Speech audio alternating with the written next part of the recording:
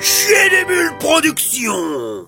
Salut les riders et bienvenue pour cette vidéo spéciale test de Biclou. Alors aujourd'hui on va se faire un VTT en mode pas trop cher, hein, je te rappelle, on a une mission. C'est la mission. Jean-Claude il a les boules. Non mais j'ai vraiment les boules. La mission elle est vraiment dure, hein, je suis raide.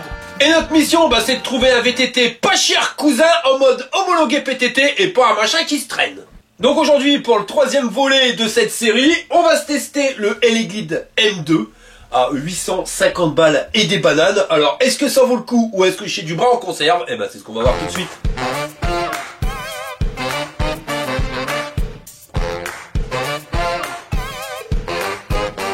Alors voilà le carton quand tu le reçois, 31 kilos le bordel, Ravis meuf je perds pas acheteur, pourtant livré par GPD. Après faut avouer, ils ont perdu tous les contrats avec la Chine, donc maintenant ils ont moins de vélo, c'est mieux fait.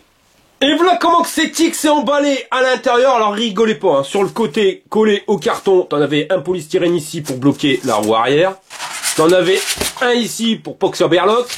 Là, la roue, elle est bloquée dans le polystyrène. Des intercalaires pour pas que ça griffe. À l'avant, t'as de la mousse derrière la fourche, mais pas trop pour la bloquer. Donc là, normalement, ça craint rien. Et quand t'as tout saqué les protections, bah voilà ce que tu récupères. Un vélo, la roue avant, la selle, le carton avec le chargeur, et un carton avec tu sais pas quoi dedans. Alors on va regarder ce qui se goupille à l'intérieur. On a les pédales, le protège dérailleur, un sac avec des vis et des catadiopes. Encore un sac avec la poignée d'accélérateur, le petit sac avec les outils, et le petit sac avec la notice, les rois du petit sac. Et accrochette marronne, t'as les explications en français. Ah là, José il est énervé, hein. Vas-y José, hein, laisse-toi pas faire. On commence par mettre le tube de sel, on serre. Tu remets la potence bien droite, il va falloir que tu la serres, donc c'est les deux vis qui sont là. Mais avant, resserre au max celle du dessus, ça te permet d'éviter d'avoir un jeu ici dans ta direction. Donc d'abord celle-ci, et après quand c'est bien droit les deux là. J'ai installé le guidon et je l'ai fixé avec les 4 vis qui sont là. J'ai retourné le vélo, installé la roue avant, alors il n'y a rien de compliqué, hein, c'est juste une rondelle à mettre et un écrou de chaque côté. Fais bien gaffe de pas défoncer le disque de frein en le mettant dans l'étrier. Et j'ai installé les pédales en faisant bien gaffe à celle de gauche, L, et celle de droite, R. Dans le sac plastique avec les catadiopes et les vis, voilà ce qu'on récupère. Alors le petit capuchon qui est là, c'est fait pour venir mettre ici. C'est pour éviter que la flotte elle aille dedans et fasse rouiller ta vis. Les petits pépions en plastique, ça va avec les catadiopes. T'es full bordel et avec le pépion en plastique, tandis que dedans, et normalement, le bordel, ça bouge pas. Voilà. Ça m'a l'air quand même d'être du bras en conserve.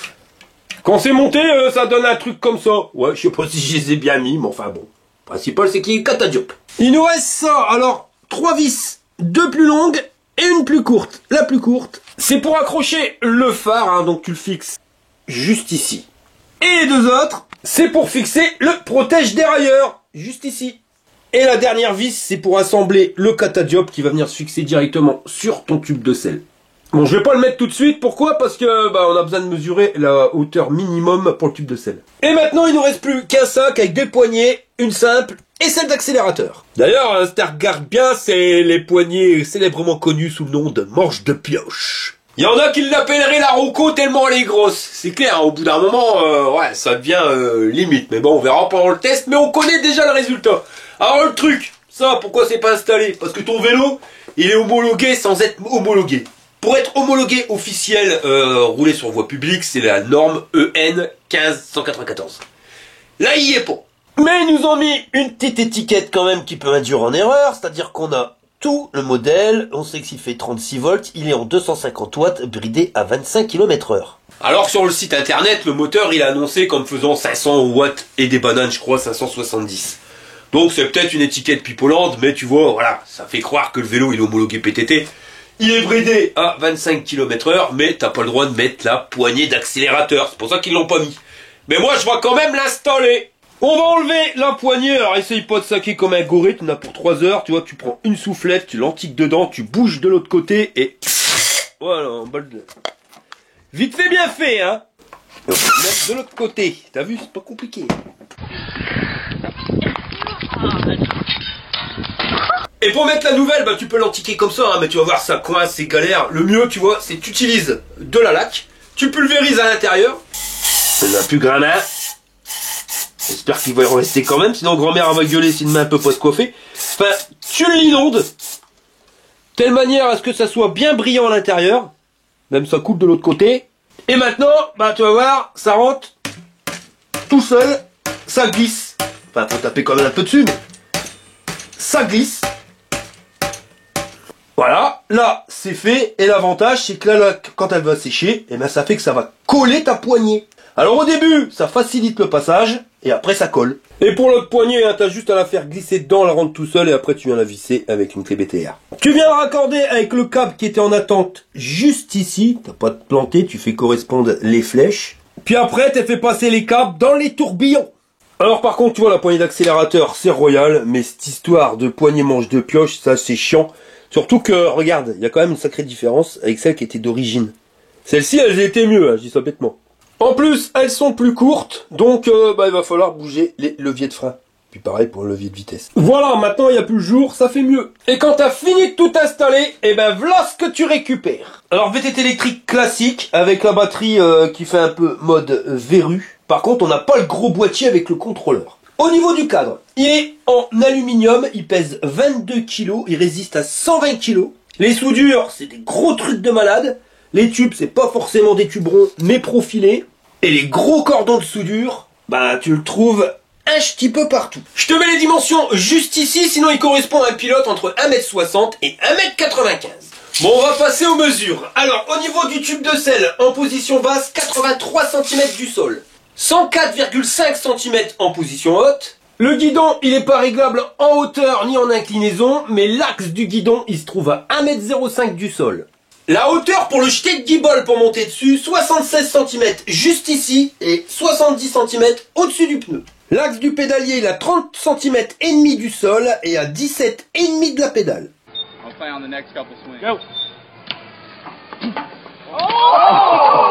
On va regarder la selle. Alors elle fait 24 cm de long d'ici à là et 14 de là à là, donc c'est vraiment pas trop large, hein. C'est une selle string, celle de VTT. Par contre, elle est quand même assez molletonnée à l'épaisseur triple. Pas de coussin d'amortissement supplémentaire et on est installé sur un tube de selle avec la fixation qu'on aime bien. Ça, normalement, ça bouge pas. Par contre, comme tu as pu le voir, il n'y a pas de suspension au niveau du tube de selle. Et si on se recule encore un peu, bah, tu verras que le cadre, il est pas non plus suspendu. Alors ça risque de piquer au cul, surtout avec une selle string. Le porte-bagages, ça c'est de l'option, hein. C'est pour gagner du poids et en vitesse. Pareil pour le garde-boue, hein. À quoi ça servirait à part à pas dégueulasser ton pantalon de smoking. Donc on s'embête pas avec des trucs qui servent à rien. Les pneus, c'est des bons, on va tourner comme ça. Kenda Aptor, connais pas. Alors au niveau du dessin, on a des beaux crampons, c'est pas super prononcé, mais on a des bons crampons pour aller dans le brin quand même. Ils sont en taille 27,5 par 2,35 et c'est monté sur des jantes semi-profilées à rayons avec le moteur à l'arrière, hein, sur le moyeu. Donc si on regarde bien sur le moteur, ils nous ont indiqué 250 watts. Mais capable de monter jusqu'à 570 watts en crête pour un couple moteur de 55 Nm. Alors par contre pour l'inclinaison de la pente, ils nous disent rien, mais ça on verra pendant le test ce que ça donne au niveau de la force. Ce que je peux te dire, c'est qu'il est bridé à 25 km/h. Et c'est indiqué aussi le voltage, on est sur du 36 volts. Dessus, ils nous ont monté une cassette. Alors c'est pas une Shimano, non, c'est une Sunrun. Et là, on a 8 pignons. Donc 8 vitesses, avec 28 dents, 24, 22, 20, 18, 16, 14 et 12. Et si tu regardes bien les dents, eh ben tu vois qu'il n'y en a pas une pareille, c'est pour que les vitesses elles passent mieux. Pour les changer, ben on a un magnifique dérailleur Shimano tourné avec la protection de dérailleur, mais ça tu l'as vu tout à l'heure. Et tout ça c'est entraîné par un plateau en tôle emboutie, je dirais même un pédalier avec 3 plateaux en tôle emboutie. Donc 3 fois 8 pignons, on est sur 24 vitesses. Et sur les plateaux, ils nous ont mis un disque en plastique pour pas dégueulasser ton pantalon de smoking. Alors tu le dégueulasseras pas avec ta chaîne, mais par contre t'en verras plein de brins sur ton cul, hein. Bah ouais, y'a pas de garde-boue. Et pour changer les vitesses, eh ben un magnifique dérailleur Sunrun. Les manivelles, elles sont en métal forgé et les pédales, c'est des pédales en plastoc, alors avec des gros crampons. Tu vois ça, ça accroche que dalle et quand tes pieds sont humides, boum, ça glisse. On arrive sur la batterie. Alors si tu regardes bien, là, t'as le pépion avec le silicone pour pas que le brin rentre dedans. Ça, c'est le jack pour le charger. Le bouton marque l'arrêt. J'ai retourné le vélo pour te montrer l'accès à la serrure, hein, parce que tu peux le retirer, mais il faudra la clé que tu trouveras accrochée sur le guidon. Alors par contre, ça te sert uniquement à enlever la batterie, t'en as pas besoin pour pouvoir allumer le vélo. Tu tournes, tu déverrouilles, t'as soulevé pour l'enlever. Sur le cadre, ils nous ont fixé la platine et le contrôleur, tu vas le trouver ici directement. Là, les pépions pour venir chercher le courant. Et sur la batterie, là, sur le côté, donc la serrure, tu l'as vu, on a un témoin de batterie sur 4 LED. De l'autre côté, là, le pépion pour le verrouillage. Ici, c'est là où on donne le courant. Et là, tu as les caractéristiques techniques. On est sur du 36 volts en 15 ampères, soit 540 Wh. Pour un poids de 3,69 kg.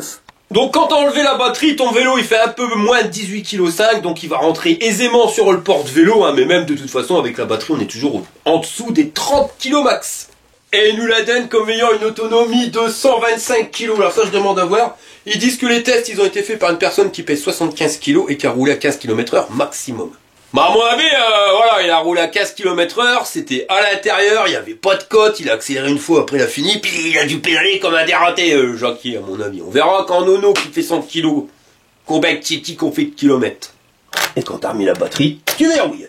Bon, José s'est acheté une nouvelle moto et puis il l'essaye dans son salon. Bah ça c'est normal, hein, c'est José. On en profite qu'on a retourné le vélo pour regarder ce qui se passe de l'autre côté. Alors là, toi, si tu veux un porte-bagages, il n'y en a pas, mais tu peux le mettre. Hein. Ils ont mis les vis et les pattes de fixation. Ici, tu as une magnifique béquille. Et on est sur du frein à disque en diamètre 160 avec des étriers Xod XD E300. Ça, c'est de l'hydraulique. Avec les deux plaquettes qui avancent. Le passage de câble, je te l'ai pas montré, c'est parce que tellement il est discret. Tu vois, regarde, il est juste derrière et après tous les câbles, ils passent par en dessous. Ils rentrent dans le cadre. Et ils ressortent par ici. Donc franchement, c'est tranquille. Sur la roue avant, bah, c'est exactement le même que sur la roue arrière. Hein, les disques de frein en diamètre 160, les étriers hydrauliques. On arrive sur une fourche à suspension avec le petit capuchon là pour régler plus ou moins. Alors par contre, c'est vachement dur. Hein, je te conseille de regarder le tuto que je te mets le lien hop, juste ici. Et là, c'est le bouton pour verrouiller et déverrouiller la fourche. Diamètre de tube 31 mm. Donc ça, c'est épais. Je dirais même que c'est plus épais que ce qu'on a d'habitude. D'habitude, c'est du 28 ou du 30. Et on va essayer de regarder le débattement. J'arrive même pas à le claquer, mais va jouer, il y a un débattement. Alors, j'ai 90 mm, mais je l'ai pas claqué à fond. Et sur le site, c'est marqué 100 mm de débattement. Alors franchement, pour une fourche, c'est quand même pépère déjà là.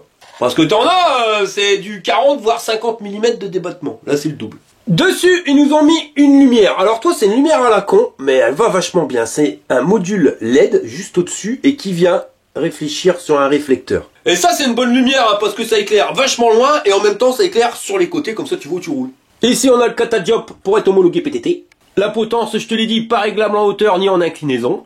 On est sur un guidon pas forcément droit, mais pas tordu non plus, hein, légèrement cintré comme tu peux le voir et qui fait 71 cm et demi d'ici à l'autre côté. Alors malheureusement on a dû changer les poignées pour être pareil de gauche et de droite, mais c'est loin d'être les meilleurs. Par contre les leviers de frein hydrauliques Xod, eh ben nickel chrome, hein, tu peux freiner à 4 doigts. Ici levier de vitesse Shimano pour pouvoir changer les vitesses, ça c'est franchement la classe. Pour le dérailleur avant c'est pour moi le meilleur système. Là notre display, on verra tout à l'heure comment que ça se goupille. Ici largement la place pour mettre un téléphone portable ici ou là. Par contre, pas de port USB sur le display pour pouvoir recharger ton téléphone. De l'autre côté, la sonnette, le levier de vitesse Shimano, ça va bien. Les leviers Xod à 4 doigts et la poignée manche de pioche en mode accélérateur.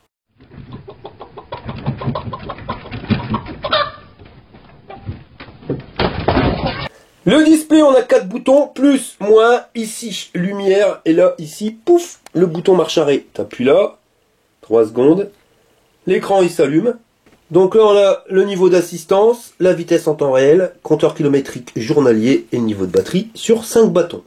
Si tu veux changer le compteur journalier, tu appuies 2 fois sur le bouton de la lumière. 1, 2, assez rapidement. Et là tu passes au compteur kilométrique total. Tu rappuies, tu reviens.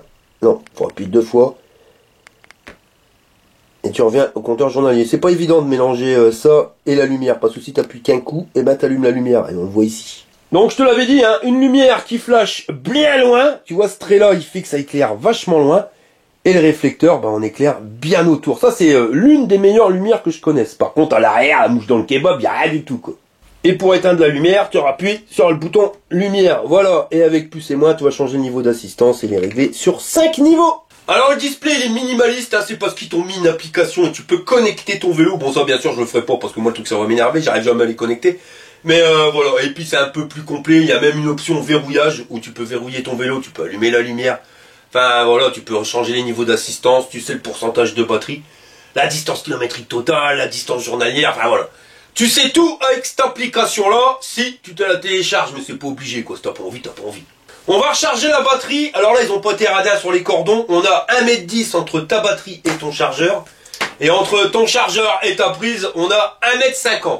Chargeur qui est assez lourd, c'est pas du clinquant, par contre il est pas ventilé, et en termes de caractéristiques techniques, on est sur du 42 volts en 2 ampères. Donc il te faudra un petit peu moins de 8 heures pour recharger une batterie de 15. T'as branché tous les câbles là, Monique? Oh oui, mon Jean-Claude. Alors accroche-toi de marronne, je vais appuyer sur le pitonio, c'est l'heure du test. Donc nous voilà partis pour les tests de ce Eleguide M2. Donc on est dans la côte. Là on est à l'accélérateur. Alors je sais pas si tu vois les inscriptions sur le truc. Alors d'ailleurs même avec le soleil tu vois, qu'il n'a pas aujourd'hui, mais tu vois que le bordel tu vois bien. Par contre ce qu'on voit bien aussi c'est qu'il ralentit. Voilà, là il est en train de chier sa race. Alors est-ce qu'il va réussir à m'amener jusqu'en haut sans se mettre en sécurité? Ça c'est la grande question du jour. Là on est à 4 km/h 7. Attention, la dernière ligne droite c'est la pire.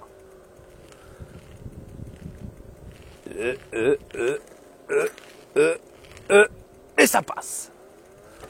Voilà, il n'aurait pas fallu faire 10 mètres de plus. Bon, on va tester tout de suite les niveaux d'assistance. Freinage, donc freinage hydraulique qui a l'air vraiment bien raide. Après, on verra quand les plaquettes elles se seront rodées. Donc assistance 1, on va déjà regarder si l'accélérateur il est calé sur le niveau d'assistance ou sur la vitesse max. Non, il est sur le niveau d'assistance. Là, on est à 11 km/h. Et si je prends le relais en pédalant, bah même, je dirais, tu vois, qu'il ralentit un peu. On est à 14 km/h en pédalant. Donc, c'est juste tourner les pédales, hein, j'appuie pas dessus. Et si j'accélère, ouais, ça change rien. On va passer à assistance 2. On sent même pas d'accélération. Tu vois, c'est vraiment tranquille. Après, voilà, t'accélères, mais pas de beaucoup. Là, on est à 17 km/h. Assistance 3, tu sens un tout petit à coup, mais c'est vraiment léger. Et ça va nous amener à 20 à l'heure. Assistance 4, là par contre tu sens la coup. Et ça va pas aller plus haut que 23 km/h. Et en assistance 5, donc on ira à 25. Donc l'avantage, tu vois, c'est que les derniers paliers sont à 2-3 km d'écart. Donc si tu roules avec quelqu'un qui n'a pas le même vélo que toi et qui n'est pas vraiment calé à 25, tu arriveras à trouver un compromis avec ça. Par contre, tu vois, c'est un peu stupide, c'est que le premier niveau, tu es déjà à 17 km/h. Les pneus, ça me fait tout bizarre d'avoir des pneus fins. C'est pas du tout le même grip qu'avec un fat bike. Hein. Alors, c'est clair. Ça tourne mieux avec des pneus fins qu'avec des pneus larges. Par contre, je vais tester un truc. On va voir si on a une latence. Je freine, je pédale pas, je réaccélère. Et là, ouais, ça redémarre progressivement. Et les pneus... ça grippe bien. C'est vrai que ça change des fat bikes. Les fat bikes, ça a l'avantage d'avoir des pneus vachement confortables parce qu'ils sont tellement épais que quand tu prends des défauts, ils s'écrasent. Enfin voilà, ça va bien. Surtout quand tu les mets à un bar de pression. Là, les pneus de VTT, tu les mets pas à un bar de pression, hein, sinon tu vas déjanter. Donc tu les mets à 2 bars 5. Et c'est tout de suite plus dur. Par contre, c'est vrai que ça tourne bien. Attention, le grip. Le display s'arrête pas qu'à 25, donc ton moteur il se coupe à 25, mais l'indication vitesse continue, même si tu dépasses 25, parce qu'on a déjà vu des displays qui s'arrêtaient à 25. Tu roules à 40, ça te marquait 25 à l'heure. On est à 26 km/h, voilà la cadence de pédalage en dernière vitesse, la 24e, la plus dure. Donc tu vois, c'est vraiment tranquille. Tu vois que tu peux rouler au moins à 35 voire 40 sans souci. L'avantage d'avoir 24 vitesses pour un VTT, c'est quand même la classe. On va le voir tout de suite sur le franchissement, tu vois, normalement ça va bien passer. Les freins commencent à se rôder, commencent à bien freiner. Alors la fourche, ça passe. Tu vois que c'est pas forcément la meilleure des fourches, mais c'est loin d'être la pire. Et on voit qu'elle travaille. Par contre le problème, bah tu vois, c'est les poignées manches de pioche. Ça, c'est bien, mais... c'est trop gros quand tu les as dans les mains. Voilà, surtout quand tu fais ce type de conduite, là tu t'accroches à ton guidon à mort. Et au bout de 10 km, tu sens plus tes mains. Tellement c'est inconfortable. Par contre, ouais, voilà, tu vois, ça absorbe les défauts de la route maintenant sans plus. Hein. C'est pas non plus monstrueux le niveau d'absorption de la fourche. Essayez de la desserrer pour la mettre au plus souple possible. Là, elle est réglée au plus souple, on va voir s'il y a du changement. Là, dans les cailloux, les pneus ils grippent, attention, on va passer dans les trous. Ouais, donc là, la fourche, elle est nettement plus souple après avoir tourné la molette. Tu vois que ça passe. Ça fait son taf. C'est une fourche, voilà. Tranquille. On n'est pas sur la fourche de brin. Elle est bien rigide. Donc quand tu tournes, il n'y a pas la latence. Tu vois qu'elle fait son boulot de suspension. Maintenant, c'est clair qu'on n'est pas sur une fourche moto pneumatique. Mais ça passe. Quand ça grimpe, le moteur, par contre, lui, il en chie un peu. Mais bon, on va lui donner un coup de main en pédalant. Le cadre, rigide, hein, mais tellement rigide que ça fait mal au cul. Il manque quand même cette suspension au niveau du cadre. Ou au moins le tube de selle à suspension, ça aura pas été un luxe. Et puis la selle string, ouais, c'est rigolo, mais ça pique au cul. Hein. Bon, là, ça grimpe, j'en chie. J'ai passé sur le petit plateau à l'avant. Ouais, bon, bah, tu vois que c'est un moteur d'origine. Ça envoie pas forcément du steak. Donc, il faut lui donner un coup de main. Donc, tu te doutes bien que ça, c'est un vélo, c'est que tu veux faire de sport. Ou du moins, maintenir une condition sportive. Comme moi, un peu, quoi. Ou pas. Bon, là, j'ai mis cadence la plus choucroute. On est à 9 km/h et voilà la cadence que ça te donne. Donc, tu vois, ça peut te permettre de rouler, ouais, sans problème à 6 km/h sans en chier comme un russe. Par contre, sur du plat, ça passe. Tu vois, là, j'arrête de pédaler, je suis à l'accélérateur. Et le bordel, il se lance. Ouais, il est bien équilibré, le vélo. Avec la batterie, là où elle est mise, ça fait moche. Mais ça a permis d'avoir un bon équilibre au niveau du biclou. Merde, elle est tellement choucroute que là, je pédale dans le vide.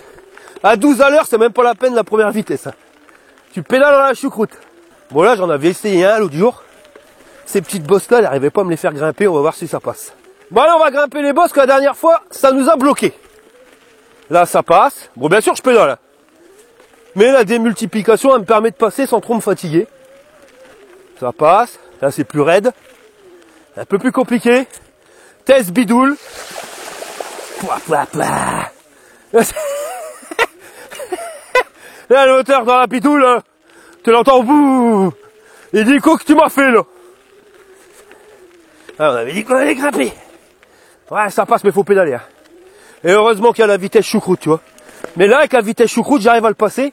Alors qu'avec un des vélos que j'avais essayé, je crois le premier, le PVY, j'avais pas réussi. Ah là, les pneus ont pas assez de grippe. J'ai fait déraper le pneu, mais il n'y a pas assez de grippe. Donc j'ai pas réussi à passer. Eh, faire des tests comme ça, les gars. Ouais, je suis mort. Bon là, ça passe. Celui-là, est-ce que ça passe? Ça passe aussi. Je vais mettre vitesse 2. Ça sera peut-être plus simple. Ah ouais. C'est moins choucroute en vitesse 2. Des fois, ça passe mieux. Voilà, ça passe. Ouais, bah voilà, validé. Attention, on n'est pas passé à 100 à l'heure non plus. Hein. Mais on l'a passé.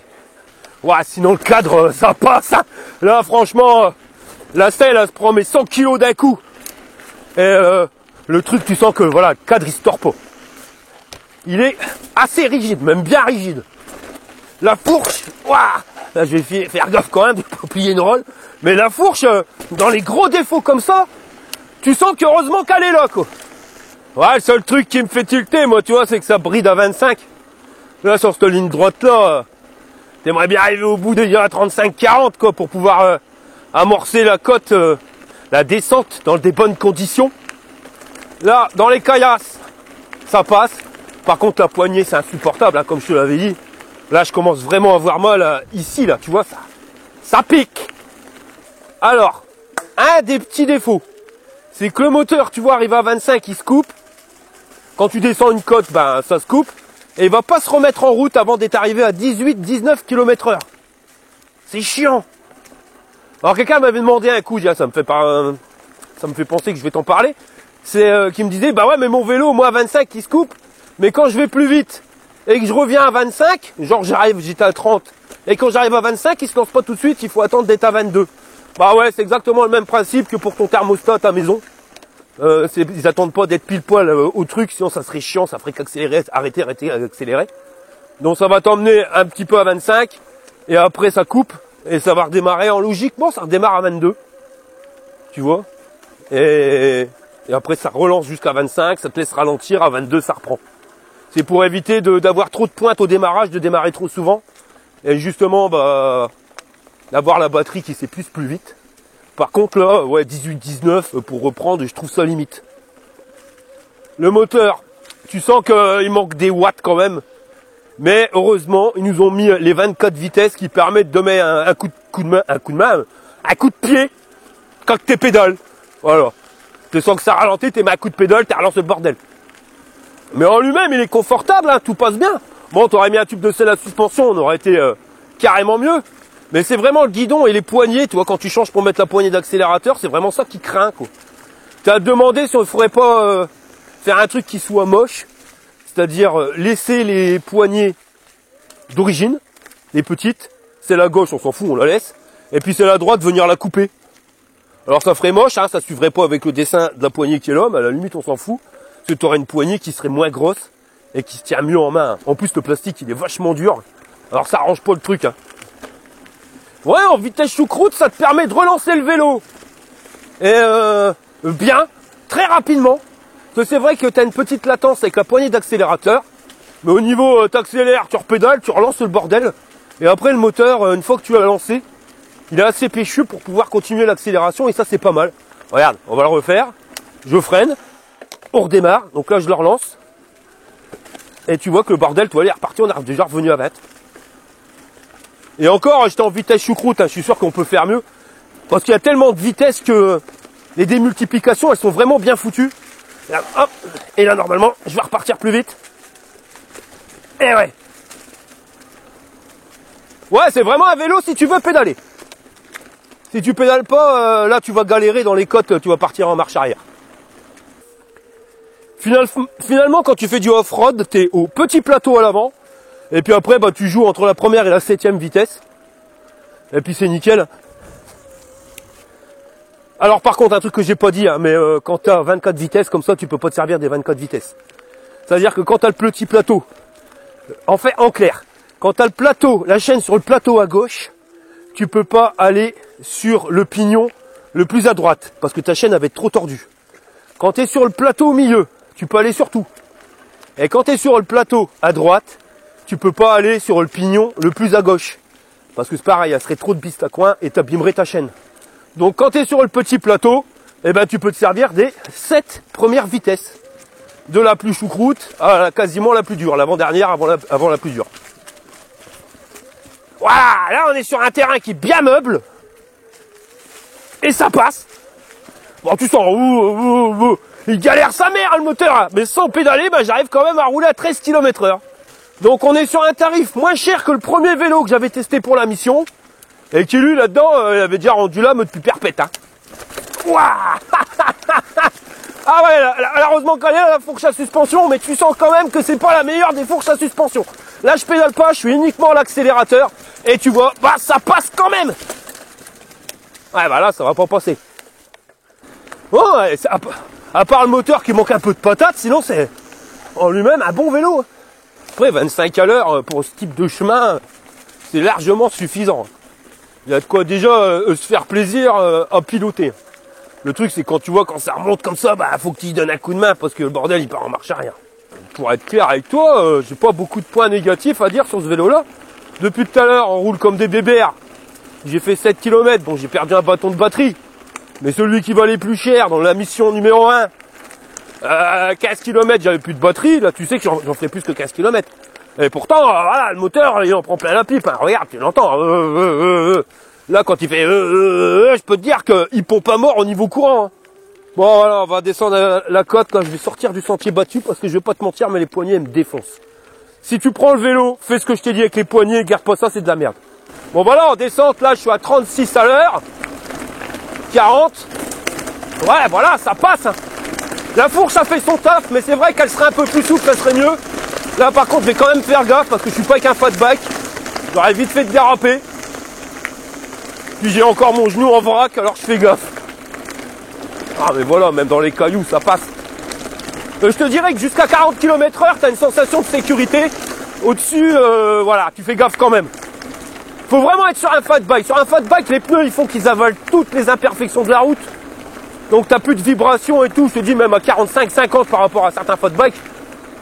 Voilà, ça bouge pas. Là, c'est pas pareil. Ça tourne mieux, mais dans les descentes, tu chies plus dans ton flanc.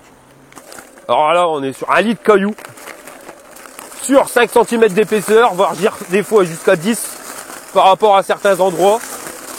Et voilà, c'est pas la fat bike.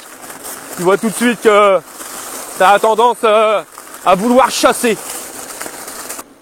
Ah mais 8 km, je commence à avoir mal au cul, mais c'est rien du tout à côté de la main. C'est horrible. Ces poignées-là, c'est horrible. Atroce.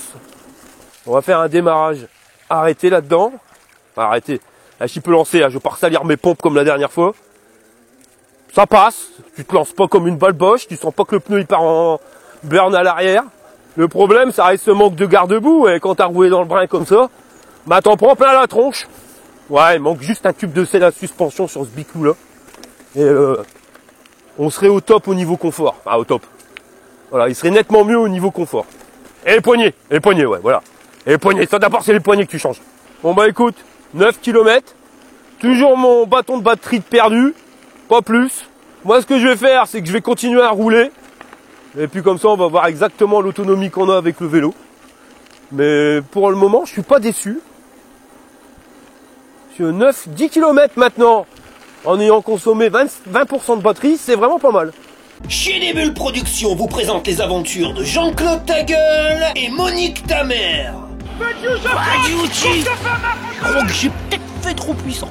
Une attaque de zombies en Irlande est en train de faire une catastrophe extraordinaire. Plus d'1 million de Ça morts. va la Monique? Mais tais-toi, je suis en train d'écouter les informations, il y a un truc de dingue qui est en train de se passer. Vadiou! Ta mère, elle a fait un plongeon à la piscine, puis elle a créé un tsunami, puis il y a eu 10 morts. C'est ça. Mais arrête de dire n'importe quoi, Jean-Claude. Bah alors, c'est quoi, qu'est-ce qui se passe? En Irlande, il y a une attaque de zombies qui est en train de se passer. Et là, ça m'inquiète, hein, parce que d'ici là que ça arrive en France, on est vraiment pas loin. Hein. Une attaque de zombies? Une affaire de moustache. C'est quoi cette connerie? C'est pas une connerie, ils l'ont dit à la télé. Ouais, mais à la télé, la Monique, ils en disent des bêtises. Alors comment que c'est-il que ça se passe, ton attaque de zombies? Eh ben, ils t'attrapent et ils te mangent le cerveau. Ils te mangent le cerveau? Ouais. Bon alors, la Monique, pourquoi tu t'inquiètes? Toi, t'as rien à craindre. Hein? Connard. Bon, je suis rentré de ma balade. Alors, j'ai fait 30 km. Tu vois, il me reste un bâton de batterie, mais tu vois que, voilà, on commence à arriver à la fin. Comparé au Colorway BK15 que j'avais testé la dernière fois sur le volet 2, on avait fait 25 bornes. Pourtant, on avait exactement la même batterie, mais je pense que le moteur, il devait pomper un petit peu plus sur le BK15 que sur le M2. Ou alors, c'est l'histoire de l'avoir l'accélération qui est un peu plus progressive. Toujours est-il qu'on a, avec le M2, 5 km d'autonomie de plus. Sinon, au niveau du bicou, alors le cadre, rien à dire, tu vois que le truc il est costaud, quelque chose de pépère. Les pneus sur les 3 VTT pas chers que j'aurais testé, c'est pour moi ceux-là qui sont les meilleurs. Quoique sur le premier, ils étaient pas mal non plus, mais ils ont vraiment un bon grip. La fourche, par contre, c'est vraiment celle-ci qui est la meilleure. C'est pas encore la meilleure des meilleures, mais elle fait bien le taf. La lumière, ça éclaire vachement bien. La selle, qui a tendance à piquer un petit peu au cul, mais on a vu pire. Mais le pire du pire, ça reste quand même leur poignée à la con, donc mets-les pas, hein, garde les autres. Et côté plus qu'on n'aura pas vu sur les autres vélos qu'on a testés dans cette catégorie, c'est les freins hydrauliques. Il y a un petit bug dans la matrice quand même au niveau du display, c'est quand t'éteins et que tu rallumes le vélo, le compteur kilométrique journalier, il se remet à 0. Ça c'est un peu bête. Sinon par rapport au BK15, parce que je te parle de lui, le premier, le PVY, on oublie car c'était carrément du bras en conserve, en plus c'était le plus cher des trois. Mais par rapport au BK15, on a quand même 24 vitesses alors que celui de l'autre, on avait que 7. Et on a une fourche qui fait nettement plus le taf et qui est quand même vachement plus costaud. Ça se voit. Cette-ci, tu peux pas prendre des trous. Si on va pas casser l'autre, on se demandait quand même si elle allait pas casser en deux. C'est pas la plus costaud des fourches qu'il y avait là-dessus. Donc on va passer au système de notation. Donc niveau robustesse, ouais, je te le dis. Tu vois que le truc, il est plus costaud que le BK15. Et même au niveau du cadre, j'ai fait une connerie, j'aurais dû mesurer le BK15. Mais celui-ci, tu vois quand même qu'il est une taille supérieure, donc si t'es un peu plus grand, vaut mieux partir là-dessus, parce que le BK15, tu risquerais d'avoir un peu l'air bête, mais on voit que le truc, ouais, c'est pas béton armé, mais ça reste bien costaud, donc on va lui mettre une note de 7 Jburns sur 10. En termes de confort, il est plus confortable au niveau, déjà, de la fourche, que le BK15. Le guidon, ouais, les poignées, donc faut vraiment pas mettre celles-ci, parce que celles-ci, elles sont vraiment inconfortables. La selle, je préférais le confort de la BK15. Même si celle-ci, ça va encore, mais la BK15, elle était plus confortable.